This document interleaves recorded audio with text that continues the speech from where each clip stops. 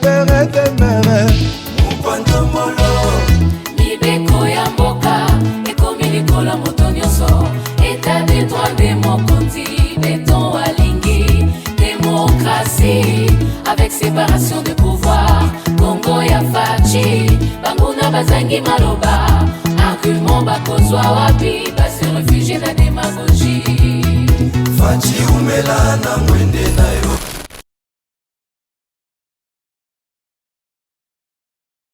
Vous allez bienvenue na GCAM Télévision, fidèles abonnés, chers internautes, et Sengolangai, ezali mingi lokola na momesano, na bino ba eboponi etando GCAM Télévision. Merci na bino pour na fidélité, merci pour na confiance oyo bo akordaka biso poto memela bino basango ya République démocratique du Congo. Justice ya Nzambe eratakate, justice ya Nzambe moto moko te aishapaka na contrôle nango elingi koloba ete monso topozaka comme acte litomba to pe lifuti na yango ezalaka osala yango na nkuku osala yango na mpwasa yeba yango ke soki miso ya bato ya komona yo te miso ya Nzambe ekorataka yo jamais. On ne récolte que ce qu'on a semé lona malamu okobuka pe kaka malamu. Na lombango nazali awa liboso na bino sans kobosana ke lelo ezali le 8 mars, journée oyo sur le plan international ezali dédié na ba maman, le femme, que ça soit au Congo, en République démocratique du Congo, que ça soit à travers le monde. En tout cas, ezali journée moko de manière conventionnelle dédiée aux femmes. Basi nde mutu baza ko passer en premier et c'est pour tous les mois de mars ndenge koma des coutumes na yango na tombeli bino penda journée malamu ya ba mama o nyonso bolandaka GCAM Télévision bolandaka émission ya mwana mboka Samba Olonga. En tout cas, heureuse journée de la femme. Ceux qui vous allez pe beaucoup se manifester dans les commentaires na bino boyebisa biso ndenge bino ezolekela bino ndenge nini mais pour na cadre ya République démocratique du Congo ministre ya genre asengaki ete eleka na lolenge moko ya méditation à la place ya bapagne ya sika ndenge ba mama ba mesana ko déranger ba papa pour biso koma moyen oyo ba mama ba koma ko ruiner ba vie en famille parce que ba sombeli maputa te. Donc biso na Congo pe journée de la femme et comment le rôle la fête ya nouvel an maputa ya sika ba sapatu ya sika ba bijoux soko sali yango te c'est koza papa malamu te et comme bongo. Mais moins de femmes prennent le temps de réfléchir sérieusement sur les valeurs féminines, sur l'apport de la femme congolaise na société congolaise ezali vraiment na ba problème to pe ba kokoso mingi tika ba mama na biso ezala temps pour na bino ya méditation non seulement aujourd'hui mais tous les restes des jours ya mois ya mars pour réfléchir pendant lolenge nini oyo tokoki ko renouer na ba valeur oyo ekoki kozongisa dignité na femme congolaise oyo ekoki kopesa image ya malamu. En tout cas, ekozala kitoko pe sengo mingi penza. Encore une fois de plus, heureux mois de la femme et heureuse journée internationale de la femme. Tobo sanate, soki ozana no abonné te. Il faut s'abonner pour ne jamais manquer notre actualité, surtout liker et partager nos news. Les commentaires sont libres, faites-les avec toute courtoisie. Nake na lombango na actualité sikasika wa oyo ememaka ngai sangisaka ngai na bino déception ezali nini Kinshasa. Quand toza koloba Kinshasa tolobi gouvernement ya République démocratique du Congo ezali ko démentir. Il n'y a pas d'accord militaire entre la République démocratique du Congo et la Russie. Ezali esengo pona ba congolais to ezali mawa. Est-ce que gouvernement ya République démocratique du Congo, est-ce que Félix Tshisekedi azali ko banga ba américain yango nde lisolo tokobeta na kati ya émission oyo. Mais yambo tokobanda penda na lisolo wana te, tokolobela awa présentation ya 4 complices ya ba M23 na renseignement militaire. Tobosana te ke renseignement militaire na biso balakaki ke na mikolo ezali koya tokopresente bino quelques complices ba traître oyo bazali collaborer na ba terroriste et armée rwandaise oyo tobengi M23. C'est ce qui a été fait aujourd'hui, ba présenter bango na presse. Mais likambo kokamwa mibale kati na bango bazali ba députés provinciaux ya ancienne législature, bazali issu ya ensemble parti politique ya Moïse Katumbi. Il y a un débat d'ailleurs qui s'est fait, bato mususu ensemble balobi avant 2018, parti ensemble les allaient coexister, parti ensemble les a créés en 2020. Et donc, Batouana d'office, Bazali, membre, il y a parti ensemble. Mais ça, c'est leur débat. Nous allons en parler dans cette émission. Fin nini oyo bakopé sana Batouana Bazali ko trahir Mboka Congo, Batouana Bazali ko bomisa biso ba Congolais. En tout cas, renseignement militaire balobi que Batouana Bazali nyon sauté, Bazali juste un échantillon. Ba mususu pe Bazali na ba service mususu, Bazali pe appréhender bako présenter bango lisusu. Donc ça c'était qu'un petit nombre qui a été choisi pour na ko présenter na presse pe na population congolaise. Tozali kozonga sika. Sango ya misato ezali bitumba ezali ko continuer outre ba appel ya ba cesser les faits, ba déclaration à l'Union européenne, il y a États-Unis d'Amérique, il y a ba différentes personnalités au niveau international et régional. Les mouvements terroristes M23, qui n'est autre que l'extension de l'armée rwandaise, continuent à attaquer les positions de nos FARDC. Nous allons en parler. Nous allons parler aussi de ces mouvements tyrannéaux et leur position installée dans le haut plateau d'Uvira. Mouvement moko existe à tyrannéo ezali vraiment composé na ba rwandophone. Mouvement wana ezali bien frappé par nos FRDC. Bango banyati bango pe banyati moko mokonzi na bango célèbre Mudakikwa. Yende mutu azalaka kuna aza ko régner. En tout cas, ba visaki na ba tireur de lutte na biso ye asilaki kotika mokili na biso, que son âme repose en désordre. Nous allons y revenir. Voilà tout pour l'actualité que nous allons approfondir dans les secondes qui suivent. Je vous dis encore grandement merci d'avoir choisi la voie des éclairés.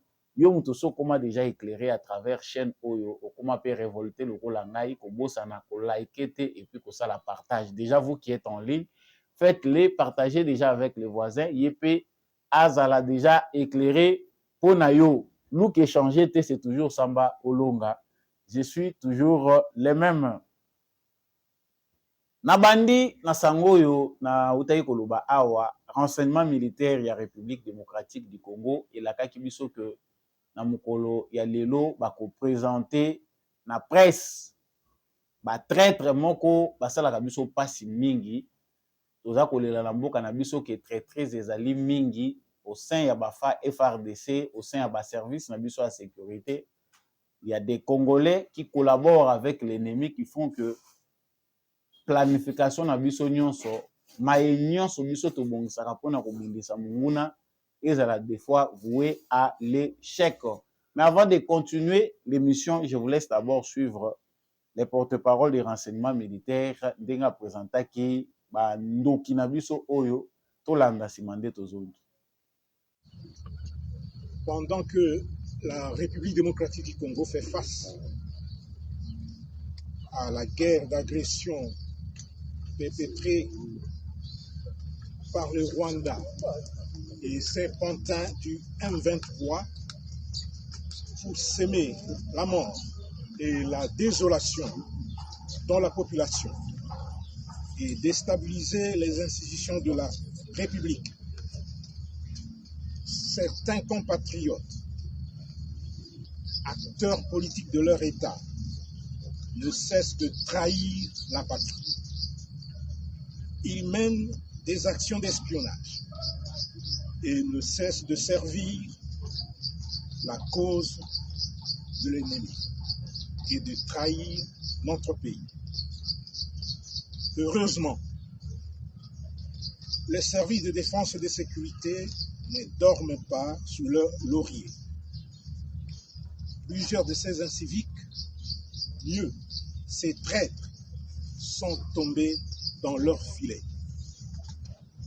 Aujourd'hui, nous avons le devoir patriotique de présenter à travers vous, à l'opinion nationale et internationale, un échantillon des 4 complices des Rwandais et des terroristes RDF M23 appréhendés grâce à la collaboration et la dénonciation de la population de Goma, de Nord Kivu. 2 des 4 individus ici présents ont un dénominateur commun. Ils sont tous députés provinciaux du Nord Kivu de la législature passée pour les comptes du parti politique Ensemble pour la République. Le 3e est un moto-taximan à leur service et le 4e est un conseiller expert en tourisme au gouvernement provincial du Nord Kivu, neveu de l'un des députés provinciaux et recruté par ce dernier. Tous ont été appréhendés à Goma, au Nord Kivu, et acheminés Manu Militari à Kinshasa. Il s'agit d'eux. Si je vous appelle, vous avancez. Kibuya Sabini Hope. C'est lui l'homme orchestre. C'est lui le plus grand recruteur. Nous en revenons là-dessus.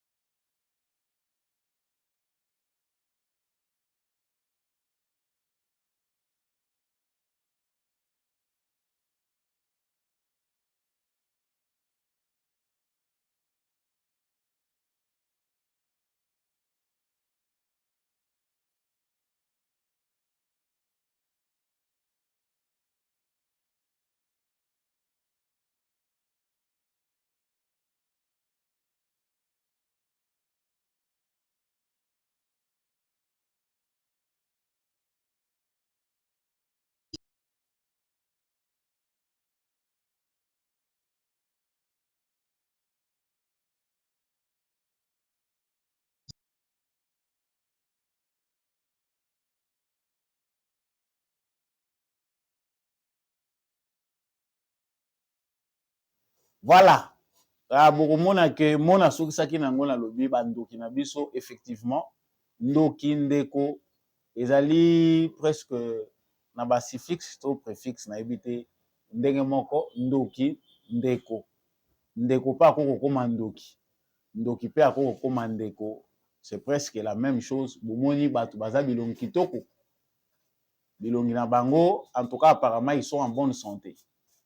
Mais quand on regarde ces gens-là, bolandi bino moko discours oyo epesami wana bakangami pona nini bandeko wana bazali première série ya résultat ya oyo ezalaki soué na biso ba congolais tolobelaka mingi ba traître pona nini kokanga ba traître wana te pona nini ko lancer te ba action moko d'envergure pona ko démanteler réseau ya ba traître oyo bazali na ba service na biso oyo ba edaka ennemi po ete ba localité na biso etombe po ete ennemi a infiltré biso. ya moto kotala maloba bauti koloba wa pe bandeko bazali ko présenter tozali kolobela sur stratégie oyo Rwanda azalaka nango makasi. L'armée rwandaise n'est pas classée parmi les meilleures armées de l'Afrique. Parmi les 10 meilleures armées na kati Afrika wa le Rwanda n'existe pas.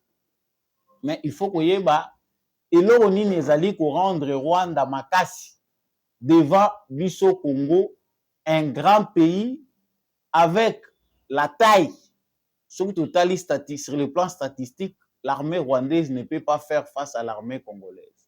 Sur le plan logistique, l'armée rwandaise ne peut pas faire face à l'armée congolaise. Sur munene ya mboka, taille ya population, l'armée rwandaise de Rwanda ne peut pas faire face à la République démocratique du Congo. Mais nini oyo esalaka que chaque jour, chaque fois tous les laka Rwanda. Bandeko na ngai ezali na stratégie munene oyo ba Rwandais bavandisi pe ba maîtrisaka malamu, non seulement contre la République démocratique du Congo, mais contre plusieurs pays dans le monde, parce que c'est de cette façon-là que les Rwandais, les Tutsis surtout, oyo bazali na régime ya Kigali, ezali stratégie munene oyo bango batia en place pour na étendre réseau na bango, c'est-à-dire étendre influence na bango à travers le monde. C'est-à-dire ezali plan na bango depuis accession ya Paul Kagame na pouvoir, les renseignements rwandais a mis sur pied un système, un réseau d'infiltration. Réseau wana munene ya infiltration, ils ont assis non seulement RDC, mais na ba pays ebele Afrique, pays à monde. Mais réseau wana ezali plus efficace na RDC parce que ezali pays oyo Kagame yela mission.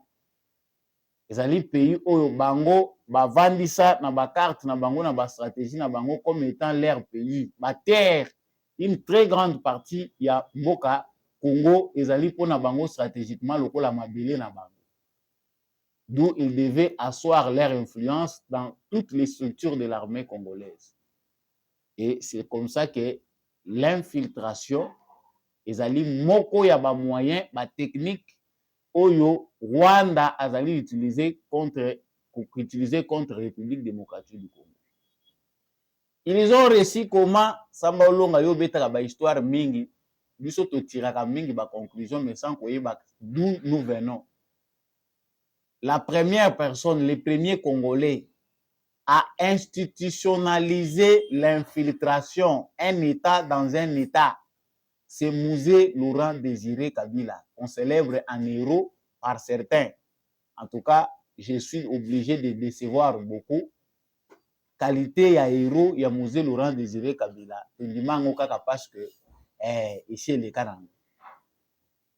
C'est Musée qui nous a amené les Rwandais. C'est Musée qui les a nommés dans ma poste stratégique ya Mboka na biso. C'est Musée qui avait signé des accords pour que les Rwandais puissent intégrer les institutions en République démocratique du Congo. Ils ne les avaient pas maîtrisés, que ce soit les Rwandais qui vivaient déjà au Congo, que ce soit les Rwandais qui l'avaient amené de l'extérieur pour les amener à l'intérieur. Il ne les a pas maîtrisés et jusqu'à sa mort, il n'a pas réussi à maîtriser ces Rwandais-là qui nous avaient déjà étudié, étudier système éducatif na biso, étudier système sécuritaire na biso, étudier géographie ya mboka na biso, histoire ya mboka na biso, yebi 4 coins ya République démocratique du Congo. Alors que sur 10 Congolais, 9 ne connaissent pas le Rwanda, n'ont pas le temps de savoir Gisenyi ezalaka wapi, Kigali eza ndenge nini, Kigali ezali à peu près combien de kilomètres, Kigali yango eza ndenge nini, eza na ba commune ndenge nini. Ba Rwandais bango na service na bango renseignement basi ba vandela nyonso. Donc nous souffrons nous Congolais plus de l'infiltration rwandaise que l'infiltration d'autres pays ou la manipulation d'autres pays. Yango musala oyo Rwanda za kosala. Ba présenter bandeko na biso pona nini toza kolela. Soki FARDC a récupéré mboka moko to localité moko vous allez bien sûr que dans les mois, dans les jours qui viennent, à perdre yango.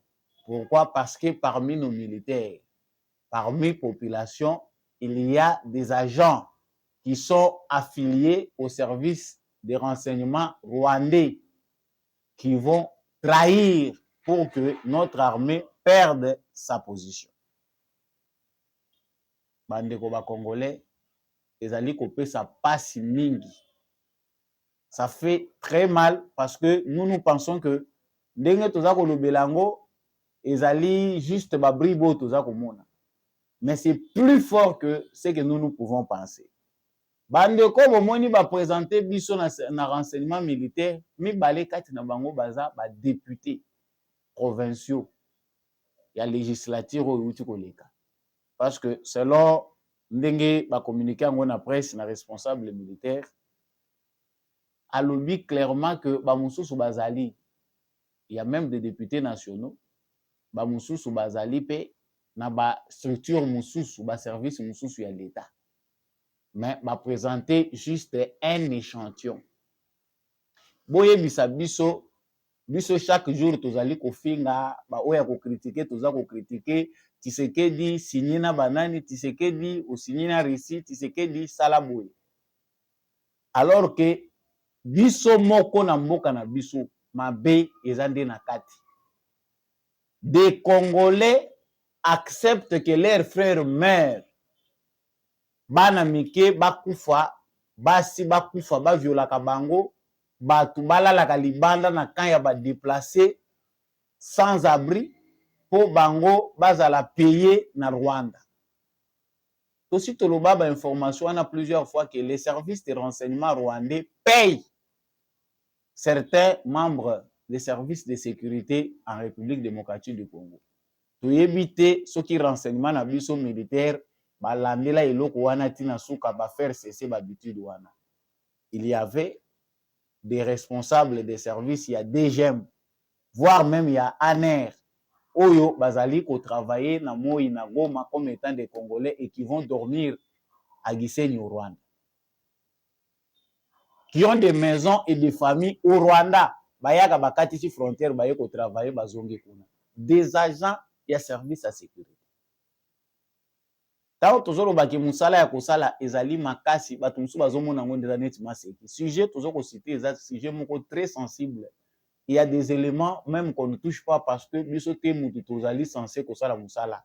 Musala il faut esalema na bato yo bafuta makato pe bato yo bazali préparé, bazali formé pona kosala kaya. Mboso Kodja belelaki na mande wuti koleka quitter les groupes armés azako belela. Mais ça a pris du temps. Les services de renseignement congolais tozali ezana musala makasi. Avant kende na ko détailler bande kona biso ba présenter biso. Sur 500 députés, nous pensons que ba député oyoyo bazali soupçonné, il faut ANER, renseignement militaire, bazala simana bango, kolandela ba vi na bango. Tu as vu déjà que ça les maka d'une certaine manière, mais ces gens-là, en tout cas, ils allaient important. Il faut fiche ezalaka, il y a renseignement, il y a moto nyonso oyo azali élu député national. Moni soki moto abimi député ou bien azalaki nanu candidat député, cela c'est encore un peu. Mais tangu mutu akomi élu député national, en tout cas au Congo, on ne fait plus confiance à personne. Azala muluba mukongo muswahili mungala, le renseignement doit faire son travail pour suivre de près nos députés. Nous sommes infiltrés, mais en tout cas, le service n'a pas de renseignement et ça nous affûté pour te faire face na taille topé dimension il y a infiltration rwandaise na espionnage au Rwanda zanango ba pays puissant bazali ko découvrir que système ya espionnage na infiltration Rwanda za makasi bazali ko positionner na ba grand pays. On a sous-estimé la force de ces petits pays là, mais baza makasi na espionnage na infiltration. Cher président Félix Tshisekedi, En tout cas, de la même manière que mbongo ezali kobima pona makambo etali armée na biso, il faut asseoir une stratégie nationale de renseignement. En tout cas, il faut travailler là-dessus pour un grand pays comme le Congo, tout de suite comprendre que l'ennemi est belé. En tout cas, changeons nos stratégies en termes de renseignement. Désormais, dans les pays nous devons avoir des affaires. Dedans na bamboka wana eza makambo koloba boyete mais toujours koloba ngo parce que ça la passe. Budget na biso ya sécurité pour tout monde budget armé comme plus d'1 milliard.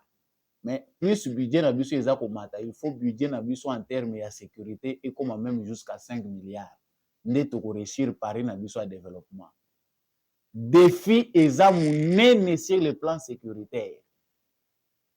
Na bato baza ko présenter biso tant tolobaki na campagne awa botika bivota vota botika ba débat ezanga tina bato bazo boya tosali analyse awa tolobi ke Moïse Katumbi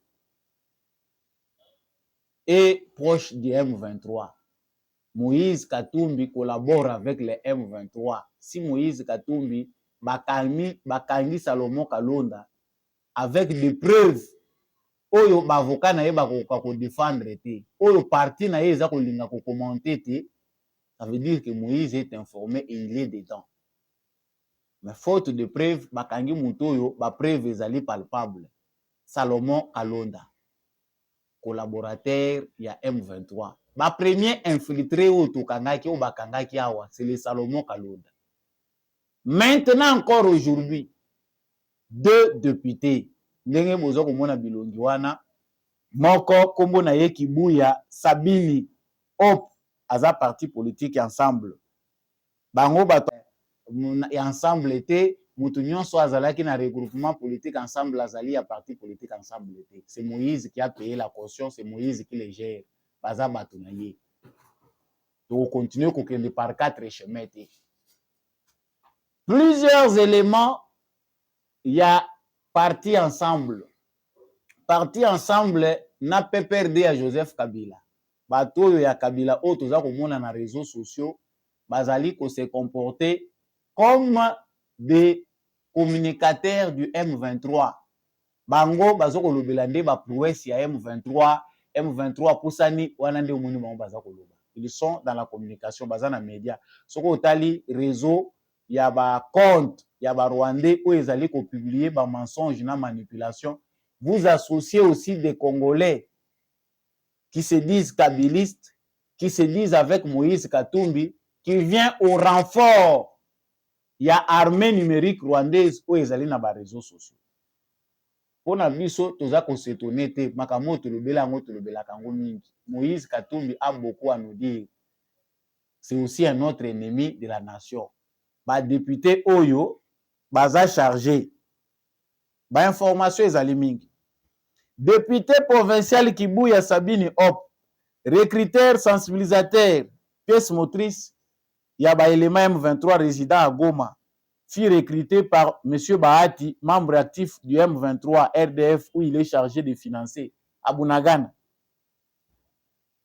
Il était conseiller, commandant permanent avec quelques éléments de FARDC, dont les enquêtes continuent. Avec un lien na circuit moko ya ba FARDC na biso. Membre des partis politiques ensemble et député provincial au Nord Kivu. Il est en contact avec un certain Anderson, officier de renseignement rwandais, résident à Kigali. Il recrute à partir de Goma et M. Anderson vient récupérer les recrues vers l'aéroport de Goma, précisément à Kiero, pour faciliter leur entrée au Rwanda par les chemins clandestins. Donc, à ça, le recrutement, il y a des jeunes Congolais qui ont convaincre na Goma à pousser bango ba luki chemin clandestin ba koti kuna po bazwa bango ba kende ko déverser bango na M23. Il reconnaît avoir été proposé vice-gouverneur du Nord Kivu après la conquête de Goma. Ce qui Goma ekwei ba tieye vice-gouverneur. Député ya nani ensemble. Tant tozo loba omoni bato na ba réseaux sociaux gome kokoya anandenge Félix azosalela boza komipesa bozo kokoya facilement na manipulation ya ba Rwandais oyo basi basomba pe ba Congolais po ete babulungisa mitu na bino. Des fois tobimaka awa tozo yebisa bino eza ndenge bozo kanisa te. C'est parce que parmi nous il y a des gens payés pour nous désorienter. Tala ndenge tozo mona makambo. Les conversations captées prouvent noir sur blanc que l'attention de la localité de Kishiche avait une contribution remarquable de la part de HOP en faveur du M23 RDF. Il reconnaît avoir recruté quelques éléments de FARDC dont voici les noms. Salomon Balingene, déjà colonel au M23 RDF, résident en Rutshuru. Pasha Mirenge, colonel au RDF M23. Colonel Moussa et John, non autrement identifié. Sialonge Ralin, député provincial du Nord Kivu. Kambale Zodero, Ephraim Kabasha, Naba Motar. Tangu toza kolobaka ke bandeko nanga, nous voulons la guerre, mais on ne peut pas gagner une guerre sans des services de renseignement solides. Le mal est très profond parce que nos propres frères bakoti na kati. Ça, ce n'est qu'un échantillon. Dossier ezali libulu, soki basali dossier wana babimisi libulu. Bato kundoli penda libulu penda na dossier wana. Une septantaine, voire une 80 de députés sont dans les réseaux mafieux de Kigali. Donc, Kigali a tchaba mbongo na ye, ba moyen na ye en termes de renseignement. L'argent là ne vient pas de Kagame. Kagame reçoit l'argent de l'extérieur. Azak organisé ndenge basali laka déjà service na bango ya renseignement et ça laka déjà ndenge wana ndenge ba opéraka. Donc, ils doivent s'acheter des colonels au sein de FARDC, ba généraux pe bandimi bazako kota, ba pénétrer système nyonso ya armée na biso pour chercher qui sont favorables na réseau wana. Bato aboye parce que Congo ndeza munene. Po basala bino coup d'état eza facile. Quand on a des officiers corrompus, on a des Congolais qui acceptent la corruption. Pour basala bino coup d'état. Yango zomona ke toza ko perdre ba localité, tozo perdre ba région facilement. Bango wana nde basidaka Bunagana. C'est pas parce que l'armée congolaise était incapable de sécuriser ou de défendre Bunagana. Ils ont incompétence tiaba militaire na biso, c'est la trahison, il y a la trahison na kati armée na biso. Ça, ce n'est pas automatique. Et moment où toza kolobawa eza ko yinda Zimbabwe, Zambie, Kagame a contacté Bango. Il y a des recrues. Ils allaient passer. Les réseaux de recrutement s'étendent. Bato bomonaki bakangaki na Lubumbashi, oyo muta pepe do kombo ezoki mangayo bakangaki depuis qu'il est dans ba service à renseignement. Soki papi kumbu, soki papi kumbo bakangaki awa. Na ebite soki kombo eke malamu. Il y a aussi un autre réseau au Katanga. Les soucis de Kagame qui travaillait pour influencer le président zambien zimbabwéen ezalaike va permettre bango ba recrutement et ça le makana ba pays wana. La Zambie et le Zimbabwe doivent accepter. Yango moni ba navette oyo Kagame asala ki na Zambie na Zimbabwe azako luka ki a convaincre ba président wana que le mauvais c'est Tshisekedi il cherche à exterminer tous les Tutsis. Ba président wana bandima comme ça ye Kagame a cofinancé parce que ba recrutement na bango ezo sale makuna. Ils ont besoin d'ouvrir avec la bénédiction de Kabila aussi qui est dedans Moïse Katumbi. Asa ndimi ba membre ya parti politique na ye basala kabiloko wana. Ce n'est pas pour rien que otozo komona ba membre ya parti politique ensemble oyo mibale anciens députés provinciaux ndenge toza kolobela. Ça ce n'est qu'un échantillon. Bazali ebele otozo komona bazako kende na Katanga qui sont du parti ensemble ya Moïse Katumbi qui se disent peut-être kabilistes ya Kabila. Oyo bakangamaki na réseau bakangi bango na Katanga bayebi batie bango maboko pamba te, ils sont chargés de recruter. Tango boyokaki na ngambo ya M23 baza kolobake bato ebele bazali même na Kinshasa baza ko répondre na appel. C'est que le réseau est très grand. Souci na bango ezali ko rejoindre. Mais assumez-vous na bosenzi na bino. Quitter les pays, aller rejoindre. Bokende ko légitimer et l'on a bino boza ko sala. Bande konanga tango toza koloba nyonso tozoloba eza lisusu secrété bandoki bazali parmi biso ba congolais et c'est ce qui fait que situation est simplifiée pour tout mais et joue plus de temps parce que chaque fois que ça veut finir Kagame connaît la faiblesse des Congolais baza koluka lipa les Congolais sont prêts que à sacrifier bande kone ba kufa 300 500 oye bafutaka ye azwaka ba millions atongaka bandako à l'extérieur à vivre kana basi ndumba ndenge bango ba ici ba qualifier biso que toza ba bemwe beer money women ça dit boza batu ya bière boza batu bolingi mbongo mingi boza batu bolingi basi soko ochelie biloko wana esili o etikala ko kabela no yango. Voilà comment certains ont vendu le pays à cause de la bière, de belles femmes et de l'argent. L'argent coule à flot, mais le pays est déjà vendu par nos propres frères. So bango ba présenter bango yo ki debe bandi. Awana baza ko luka ko sala camouflage, incompétence ya Tshisekedi, azoko ka ko sécuriser mboka te, basenzi. Parce que même quand on ment, on essaye un peu de faire l'effort, fournir des efforts pour que qu'il y ait même un peu de procédure dans le couteau zolinga kobimisa. Ça dit o lukata ba élément o ekoko eteye malamu makambo oza kolo. Bokoyoka ke mikolo eza koya batu musu bakokangama na Kinshasa. Ezala te que c'est un régime d'acharnement qui se qu'il devient dictateur. Vous verrez certains qui se disent opposants crier au scandale. Vu les réseaux qui est démantelé, il y a même des députés au sein de l'Assemblée nationale qui vont perdre leur mandat. Nouvelle législature. Il y a des généraux et des colonels qui seront arrêtés. Ngonga yango yo deuxième bongisa kanga ba frontière malam. Parce que ba makambu ya boye po esalema esengaka musala makasi. Ngate munaza koloba tozomona biso moko en plaire nango. Les services de renseignement qui sauvent Tshisekedi, ils ont le sous Kabila Tikakiti. Tshisekedi pas à ba moyen naïe. Mais il faut de grandes réformes pour arriver à bien nettoyer nos services de sécurité. Schéma oyo Kabila tala awa, eza que mutazo ko contrôler biso, mutazo ko kamba biso, tout ce qui est comme information au Congo arrive 2 minutes, 3 minutes, 5 minutes après à Kigali. Des officiers congolais qui sont payés doublement, des agents doubles. Aza officier congolais, mais aza informateur ya Kigali. Aza officier congolais, na front, na chaîne, na administration militaire, mais aza informateur ya Kigali. Aza na bana na Kigali, abota na ba Rwandaise. Vous comprenez, chers Congolais, niveau oyo makambo eza koleke. Des gens qui vivent au Congo, qui ont des intérêts à Kigali. Au service de renseignement, tant que Kabila, tout le monde peut parler, mais Kabila, ce pays a été détruit. Il y a des gens qui pensent que pour avoir mieux, il faut s'acharner sur Tshisekedi, mais Bota la Moussala Oyo, Afdel, na Kabila Bapé Sibiso. On a un sérieux travail.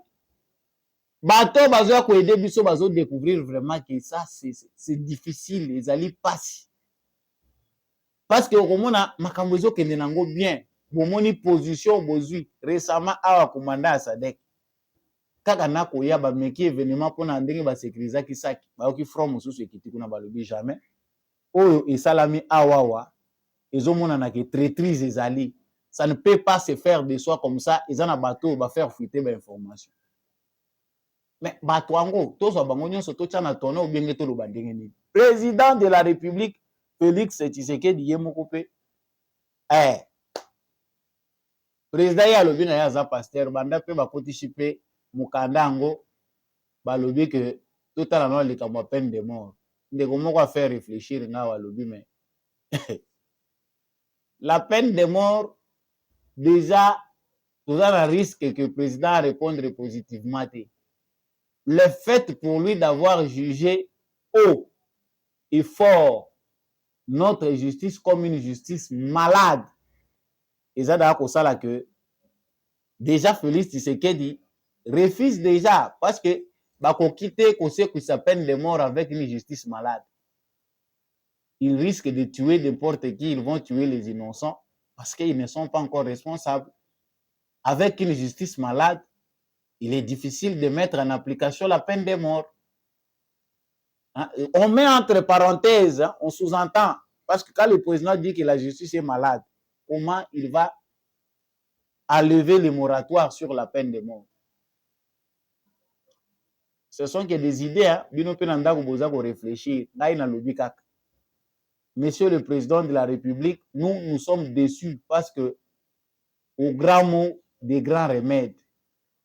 Et ça, dans la situation, logique, la logique, il y a logique, humanité, il y a dignité, homoni, droit de l'homme. Non. Et ça, dans la situation, c'est que cause à la mutema malamu. C'est-à-dire, appliquer pe mutema mabe moko boy pour que l'issue est à la malamu. Parce que ça commence à fatiguer. La ville de Goma, oyo bisika bakangeli ba criminel oyo eza ko enregistrer chaque fois ba tuerie ya ba bandits armés. Ce ne sont pas des bandits armés, c'est le terrorisme Madin Kigali. Tellement Goma ezali infiltré. On sait que le gouvernement congolais au sommet comme à la base, il y a incapacité de contrôler les mouvements des populations.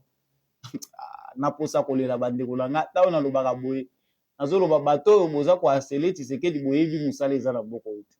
Nous vivons comme des chèvres, vous m'excuserez les termes, même les chèvres koloba chèvre na yazo kata ya kolanda. Tout est à refaire musala eza tellement makasi que à un point okoki ko craquer olobi mais oyo kosila mukolonie. Les gens peuvent facilement quitter. Nakala wana Kinshasa, je prends seulement un exemple. Na Kinshasa, ezalaki po longwa kaka commune moko okende na commune mususu à l'époque de Mobutu là qui était un dictateur. Mais ce que vous se retrouvez dans ndako moko zo futela ke commune yebite basala mukanda te. Okoti boloko. Okoti penda boloko l'état balandela nyonso tout okosala boloko mulai. Lelo yo, je prends seulement la ville comme la ville de Kinshasa. Quelqu'un quitte d'une commune à l'autre, il n'est même pas enregistré par la commune, aza ayebani kutute, a résidaka wapi, rien n'est sûr. Ba yebi koluka mutute ke domicile fixe, azalaki autaki commune tel, ayaki na date tel, ezalaka lisusu te. Même temps tozolo ba conseiller communaux ba yeko bakisama wana et na ba bourgmestre avec tous les fonctionnaires à la base na ba commune na biso, nos entités décentralisées, nos entités locales ne fonctionnent pas, il n'y a pas l'autorité de l'État à la base. Les bourgmestres ne font quoi comme travail? Ça ne se fait même pas sentir. Ba chef ya ba province kuna tolobi ba administrateur ya ba territoire. Baza eza musala munene parce que renseignement vandi wana c'est place pouvoir vandi li angwana. Mais nous on a été infiltrés.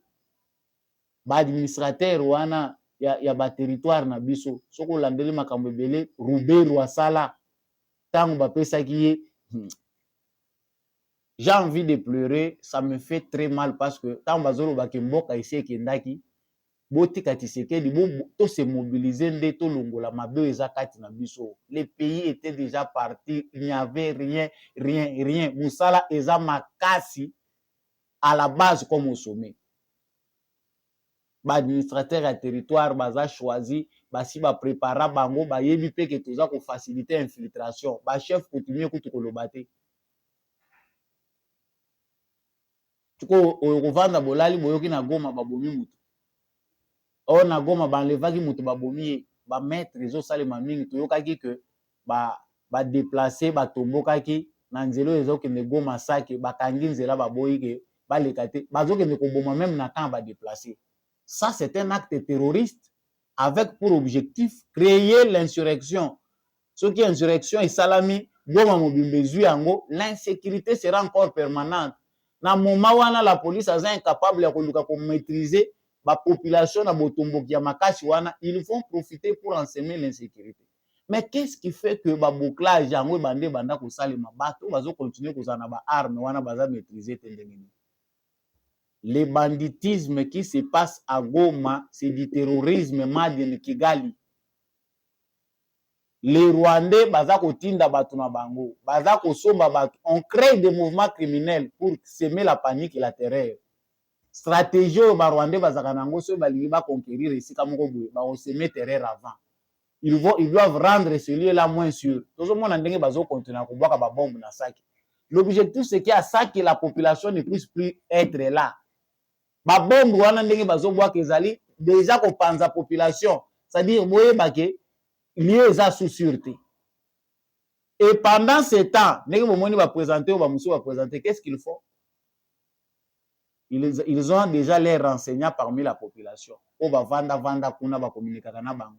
C'est-à-dire soko otali na carte na Kigali en infiltration. Ndenge bazali ko infiltrer biso, ndenge baza ko sala biso espionnage. Ils ont leurs agents. C'est-à-dire les renseignements ya Rwanda ezali ko s'étendre tina nord Kivu nyonso. Kinshasa na ba province ebele. C'est-à-dire Kigali en termes de renseignements amonaka Congo lokola territoire na ye. Bato baza komona bomoni a M23 a gagné localité moko de population et kimi après un moment où la population a zongi mais M23 a zanakati. Il y a des gens au sein de la population qui sont chargés de convaincre la population à tozonga na biso et ko sala le côté ceux qui to sangani na bango eloko ko sala tête ko va na biso kimi to sala makambo na biso bazongi si population. C'est ce qu'ils ont fait à Bunagana, c'est ce qu'ils ont fait na ba localité belé bazali ko occuper. Ils ont leurs agents qui vont rassurer oyo bakokotisa information moko na kata population qui balobi tozonga na biso bakosala biso eloko te. Et à ce moment là ba population net oyo baza ba congolais pur, ils ne veulent pas, ils vont tirer des populations rwandophones qui vont aller occuper les maisons des autres, qui vont aller piller les maisons des autres. Voilà la réalité qui se passe dans les localités des Rwandais. Na moment toza koloba, ils organisent aussi des manifestations pour la journée de la femme. Bazali pour promouvoir culture rwandaise, ba danse rwandaise, bazali pour promouvoir ango bazako bina, bazako lakisa ndenge makambo eza koleka kuna. Ça me fait, je suis en colère chaque fois que je vois de telles images. Parce que plus tozali impliqué dans l'actualité ango eza ko pesa passe. Passe yoyo, il fallait kinde bato bandimi bato bakoti na bibonga ya politique ya Congo ba mema passe oyo. Comprendre que le pays est par terre, qu'il n'y a pas de temps totika ba traître. Les Congolais doivent être des renseignements, mais tant que les Congolais baza ko renseigner, baza ko lobaki ba traître ba leki mingi. Il n'y a pas de fait. Soko toko banda ko bomba bango ndenge bazui bango boye. To bomba ka bango na ba prison. Des Congolais qui trahissent, baninga musu bango yo baza pour proposer à balobi que toko yiko bomba ka bango te. Déchéance nano ya nationalité bato baza kokanga bango na bafe ya boye to longola ka bango ata nationalité to longoli bango to botoli bango nationalité congolaise to bomaka bango publiquement exécution publique. Monsieur le président de la République na contexte oyo ya traîtrise oyo tozali komona parce que yo moyen osala lokola Mobutu ezate tout doit se passer par la justice. Bo retirer moratoire oyo ezali likolo ya peine de mort sur les 800 et quelques morts oyo condamnés à mort tozana ngona ba prison na biso babanda ko boma bango. Ça semble être criminel tant on a lo baboué, mais je vois la peine des petits enfants qui meurent en cours de route baza ko kima guerre. Quand nous autres c'est kaka awa, il y a des images qu'on n'aime pas présenter parce que c'est trop sensible. Eza ko nyoko la mitema ya bato oyo bali ko landa makambo Congo air nyonso. On voit des petits enfants qui doivent marcher des kilomètres et des kilomètres. Oza ko bota pe mingi na Congo moni na zone wana. Mama mimi moko na Congo mususu aza ko menkotambola na makolo aza muke. L'enfant est obligé de marcher 20 km, 25 km. Vous voyez que ça a comme impact sur la santé de l'enfant. Et que tant que kangi traître ou azo sala ndenge wana toujours traité dignement. Même aux États-Unis, ils sont encore barbares jusqu'à aujourd'hui. Guantanamo, ce n'est pas en Afrique. Nous avons dit, ce n'est pas tout. Bato bomoni bazali na ba histoire et belé ya ko raconter. Ils ont dit beaucoup de choses dans le renseignement militaire na biso. nos pays voisins, certains pays voisins, servent des endroits de recrutement. Kabila aza déjà na kati ya M23. Kabila, Joseph, na salaki émission na lobi l'insécurité que nous voyons aujourd'hui est parrainée par des éléments qui vivent au Congo calmement, qui sillonnent. Et lors mosusu ko ko sala Félix Tshisekedi ezali ko kanga Kabila, eza ko ngumela. Kabila a beaucoup de dossiers, on ne peut pas lui servir des parapluies pour battre la yé pendant que Kabila prend l'argent qu'il a pillé aux Congolais pour encore investir dans l'insécurité. Vous l'aurez compris. Sango yami bale na renchérir na likambo ya baturane no to osilisa na likambo ya démenti ya accord militaire na Russie sima.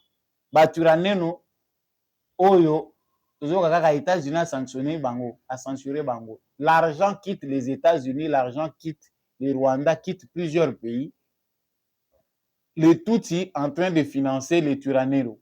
Bamususu baza même à Kinshasa, ils font des affaires. Mais le gouvernement congolais a pris la décision, il y a le mouvement wana bango baboyi ko répondre na appel ya kimia. Bavandi na ba plateau ya Uvira na Minembwe, des mouvements rebelles qui se disent aussi d'autodéfense. Non, tozali ko revendiquer ba terre na biso, nous sommes là en train de défendre nos terres. Ba ebisi bango ba déposer ba armes ba boyi. Ba frapper bango na ba FARDC. Et ce qui est fait, c'est que ba bomi moko na bango célèbre Mudaki quoi, o baza ko benga monsieur Mudaki quoi. Ba bomi. En tout cas, notre armée aussi commence à devenir très efficace dans les opérations ciblées. Tu as vu que dans la guerre, il y a aussi la méthodique dans les commandos, surtout le bibo qui est la moto tel, na boka tel, baki ba longoli et bayene. Ceux qui vivant, ceux qui ont bomi et on a droit à avoir des commandos. Il y a genre oyo basalaka opération, il y a aucun de Ben Laden. C'est très important. Là, on félicite déjà l'avancée. Na cadre ya réforme ya armée na biso soki mutu bakoki ko viser ndenge wana basali pe opération butu ba éliminer. En tout cas, félicitations na bayibu na biso, félicitations na ba force spéciale ya République démocratique du Congo. Dans l'ombre où vous êtes des héros. Bolanda biso pe a biso na bino toza eloko moko, biso pe toza FARDC na motema. On est ensemble. Mais sango moko eza ko sepelisa te biso nyonso ba congolais na momo nazali kolobawa ezali sango ya Kinshasa. Nasaila ki bino analyse na émission elekaki sur l'accord militaire entre l'armée congolaise, entre le Congo et la Russie. En tout cas, pour les Congolais, qui ouf ya soulagement, au moins, tu continues à bonne voie. Mais, et où mérite communiquer wana bozomona, ndeko chako chaka chela bango communiquer wana. Communiquer bozomona wana, ezali communiquer ezali pour na ko démentir. Mise au point, ministère des Communications et Médias. Aucun accord de coopération militaire n'a été signé récemment entre la Russie et la République démocratique du Congo. Le gouvernement de la République démocratique du Congo a pris connaissance par voie de presse de l'approbation le 5 mars 2024 du principe d'un projet d'accord de coopération militaire avec la Russie. De ce fait, il tient à faire la mise au point suivante. Les projets d'accord de coopération dont question est une démarche initiée par les deux parties en 1999. Depuis lors, ce processus a pris énormément de temps. 2. C'est à peine que le gouvernement russe donne son approbation pour examiner le contenu de ces textes, ce qui ouvre la voie à des discussions qui pourraient conduire à la signature éventuelle d'un accord. 3. Actuellement, il n'y a aucune discussion bilatérale entre les deux parties pour la mise en œuvre effective de ces projets d'accord. Dans les conditions actuelles, la République démocratique du Congo n'en envisage aucune non plus. De ce qui précède, le gouvernement de la République démocratique du Congo tient à préciser qu'il n'existe à ce jour aucun accord de coopération militaire signé récemment entre la Russie et la République démocratique du Congo fait à Kinshasa le 7 mars 2024. Biso to abazoba na binote. Biso toza prêt na moment tokota na balabala to marché pour la signature et accord. Lokola bolobi eza depuis 99. Mais ti sikoyo esalema te. Na 99 moto azalaki président ezalaki Joseph Kabila. Accord moko te ezali jusque là signé entre Kabila Musea. Accord moko te jusque là ezali signé entre Russie na République démocratique du Congo sur le plan militaire. Mais Russie a dit qu'il y a ça d'accord, selon ce qu'on entend. Pour certains Congolais, c'est une déception. Tokoyi ko se présente à Air Union sur le coup la balâche. Il faut des fois tourner au Ekoya et ya. Ça ne servait pas de faire un communiqué. Ils étaient clairs, du moins les Russes, balobi que ezali accord bango ba valider projet. Projet wana bango ba valider ngo ba moni que ezali nango na problème te.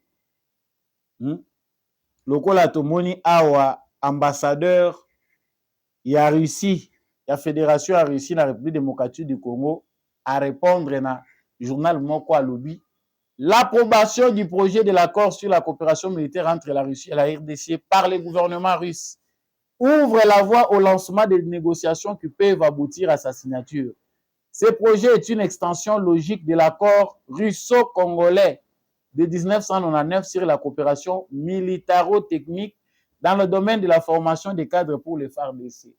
Et puis si tu me presse occidentale les yeux et qui zongi tosimbi kotoyo bananyo ba Jeune Afrique aloba mabe France 24 accord militaire Russie Congo bongo soto signé mabe zawa. Patrick Mouya ya air moko pe faut qu'on prendre loi à silence. Gouvernement congolais toza obligé te to répondre kana nyonso. Air moko botiki kaka. Toyebi ke toza na makambo. Aujourd'hui collaborer avec la Russie c'est répondre aux aspirations des Congolais. Les Congolais aspirent au changement. Les Congolais veulent un partenariat avec un partenaire sincère qui est capable de nous donner ce qu'on veut. Ce qui nous sommes signé partenariat na biso na Russie pour tout militariser Congo, tout bénéficier de la formation. Et talibino nani. Est-ce que pour ça on est obligé de se cacher? To batama, to kobata mate. To ebi ke o eza ko salema, ezali nango ambeli pour dire aux occidentaux non, nous sommes avec nous. Avec vous. Tshisekedi azali na kan ya occidentaux mais motema na ye eza susu na occidenté. C'est ça ce qu'on peut dire clairement. Tshisekedi est de ces dirigeants là qui sont dans le camp occidental parce que le Congo a été toujours dans le camp occidental. Le président oyo asalaka lokola zobi mazalaka oma abattre. On sait aussi que c'est dangereux pour le président Tshisekedi parce que ezali ligne rouge. D'où les démentis pour essayer de flouer les Américains et les Occidentaux. Mais dans le moment où tu as dit que zone rouge wana toujours traversé de manière invisible, aussi longtemps qu'ils continueront à être indifférents aux malheurs qui frappent le Congo sur base de leur complot. Lobi bakosutuka bamoni kaka ba navire de guerre wana bamoni kaka ba avion de chasse wana eye o to boyi et to RDC sous embargo. Yango Félix Tshisekedi azosalela ngo na sagesse. Quelque part, si on tolère ce que le gouvernement congolais fait, c'est parce que nous ne voulons pas que les puissances s'affrontent dans notre pays. Nous balançons les pour et les contre. Nous sommes dans le sentiment, pas sentiment na biso ezali que tolingi accord wana militaire entre la Russie et la République démocratique du Congo. Mais la diplomatie veut que tocha mwa muke ya mai na vino na biso pour que mabe ekomela biso te. Monsieur le président Félix Tshisekedi, vous avez prêté serment le 20 janvier de cette année devant les Congolais. Serment na yo ezali kopesa yo obligation, devoir munene ya ko sécuriser ba Congolais en tant que commandant suprême des forces armées. Lata molimo ya soldat tata mokonzi ekolo po biso tosi tolembi. Muto nyonso azali ko se pointer comme ennemi à Congo, à l'interne, à l'externe. C'est un homme à abattre. C'est ça un pays, c'est ça un bon État. L'État gendarme sécurise sa population. Les gens commencent à s'inquiéter un peu de la qualité du président de la République, de la tribu Oyoba Pesio en tant que commandant des forces armées, commandant suprême. Parce que des fois, on a des questions en sécurité, hésitation, et oui, nous savons que la sagesse est de votre domaine. Nous savons que les décisions, c'est vous qui devez les prendre et on ne doit pas vous bousculer pour ça. Mais biso nyonso lelo to komi pe ba conseiller na yo.